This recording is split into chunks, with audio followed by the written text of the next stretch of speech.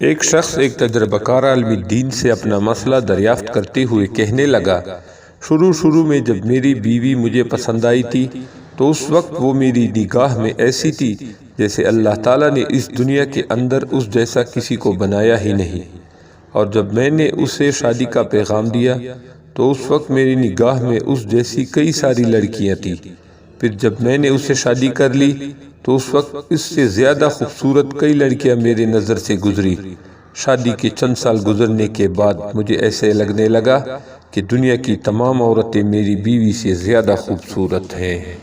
شیخ نے کہا، کیا میں تمہیں اس سے بھی زیادہ عجیب و غریب چیز نہ بتاؤں؟ اس آدمی نے جواب دیا، ہاں کیوں نہیں؟ حضرت نے کہا، اگر تم دنیا کی ساری عورتوں سے شادی کر لو پھر بھی تمہیں ایسا لگے گا کہ گلی کوچوں میں پھرنے والے آوارہ کتے دنیا کی تمام عورتوں سے زیادہ خوبصورت ہیں۔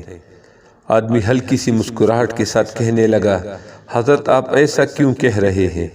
حضرت نے جواب دیا، اصل پریشانی تمہاری بیوی میں نہیں بلکہ اصل پریشانی یہ ہے کہ جب انسان کا دل لالچی ہو جائے، اس کی نگاہیں ادھر ادھر بھٹکنے لگے اور انسان شرم و حیا سے عاری ہو جائے تو قبر کی مٹی کے سوا اور کوئی بھی چیز اس کی آنکھوں کو نہیں بھر سکتی۔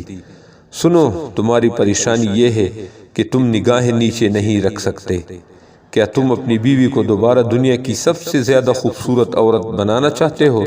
اس آدمی نے جواب دیا، جی ہاں۔ حضرت نے کہا، پھر تم اپنی نگاہیں نیچے رکھو۔